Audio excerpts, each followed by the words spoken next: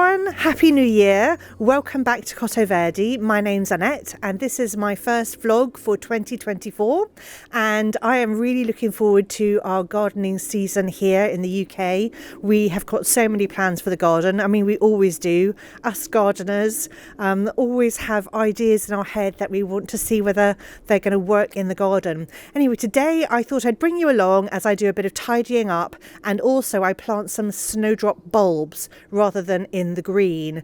Now, it's been raining so much throughout December that I really haven't had much time to get out into the garden and do any tidying. So there are a lot of beds that need tidying, and today I'm going to tidy up some Japanese anemones that are looking really ropey, and they are going to ruin a wonderful view that we get of the blossom on our flowering cherry trees. These are flowering cherries that are super upright, so they're perfect for the spot that we've got them up against a wall, and they've just got the most gorgeous blossom come spring, and I want to make sure that looks as pretty as possible. Also, we've got daffodils that will pop up in this bed, so if I don't clear out all the yucky growth from the Japanese anemones, then we're just not going to see any of those daffodils. So I'll get on with that first, and then I'm going to show you how I'm going to pot up my snowdrops. It's very late for potting them up, but they're better in the pot than not at all.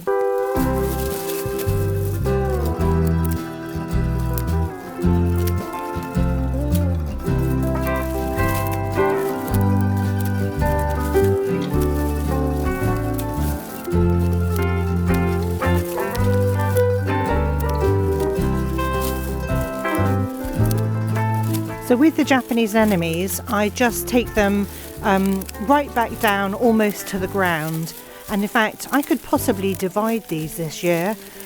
They're looking quite large. You can see my daffodils are coming up already. I'm going to take these down a bit further than I have in past years, maybe just to lessen the bulk. So what I've tried to do is cut the anemone down as low to the ground as I could get. I probably haven't cut it down as far as I should in previous years, but it's about 2 inches from soil level, and actually this anemone is quite big and I can definitely divide it, but I'm not going to do that today. I'm going to really focus on what I'm doing, and also I don't really want to disturb the daffodil bulbs that are coming up around it. So I'm going to wait and put it off probably until the autumn before I divide any of the anemones, but I'm going to carry on along this bed just tidying up the leaves, because I think it'll make the daffodils look better if there aren't loads of fallen leaves around them, and I'm going to cut all the anemones down.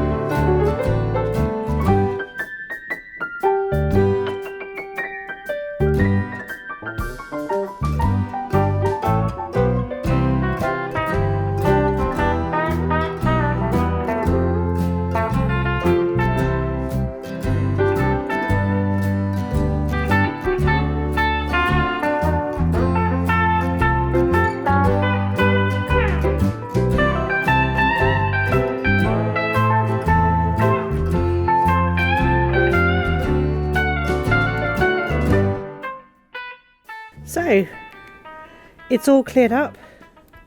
I'm absolutely delighted. I still need to get rid of the debris, but I'll just chop that up and put it on the compost. This is the reason I wanted to clear it all, because I've got daffodils coming up and we wouldn't have been able to see any of those if they were buried. Normally I clear the anemones up in December, but I didn't have the opportunity. But also down here I've got some gorgeous hellebores coming out, so we would have missed all of that underneath the anemones if I hadn't cleared it.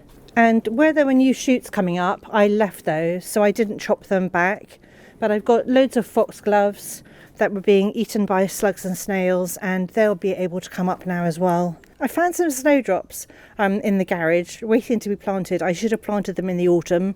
If you're planting bulbs, that's the best time to plant them. Obviously in the green you should plant them as soon as they arrive, but I ordered bulbs because I thought I'd give them a try and see whether, you know, bulbs grew decent snowdrops. I think they grow much better if you buy them in the green. But I've ruined the experiment because I left them in the garage and I didn't plant them in the autumn. So it's no longer an experiment. We have a different experiment going on now, and that's to see whether they grow at all. So I'm going to plant them into pots, and then if they do grow, I will obviously plant them in the green. Once they've flowered, I'll plant them into the positions where I wanted them anyway. Snowdrops, you know, like to be in dappled shade. They're kind of woodlandy flowers, but you can plant them on banks, and just beautiful, just drifts of snowdrops are amazing. And the great thing about snowdrops is that they will multiply, so you just need to plant one bulb, and then in a year or two you'll have a group of bulbs, and then you can split those and make more snowdrops. So I'm using peat tree compost mixed with a bit of grit, and then I'm just going to put a bit of compost in my pots and plant the snowdrops, much like you'd plant any other bulb. So I've got a mix here. I've got some doubles and some singles. So they're tiny little bulbs and they're still firm. So I think they're going to be viable. Whether they'll flower or not this year, I don't know. But if they grow leaves, I'm definitely going to plant them out.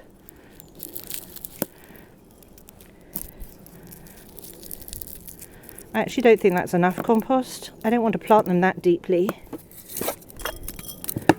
So we'll put a bit more compost in there, and then I can push them into the compost. So I'm going to cram them into these pots, much like I would with tulips in pots.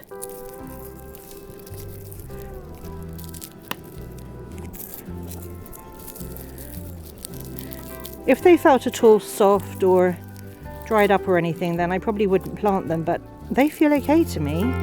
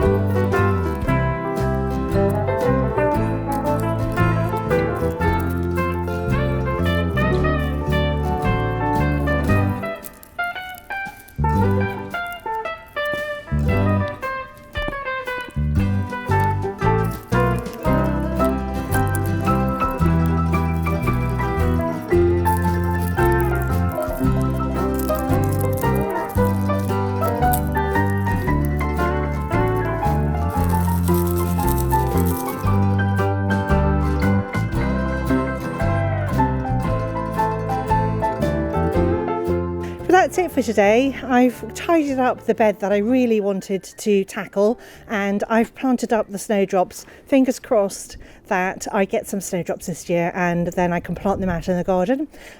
Obviously, if you've still got snowdrops in bulb form and you want to plant them in the garden, then please do. But we've had some frosts and it's quite cold and the ground's very hard. So this was definitely an easier job for me to do it this way. And I'm happy with this because I'll have some snowdrops on my table. Anyway, thank you so much for joining me, and I'll see you all next time.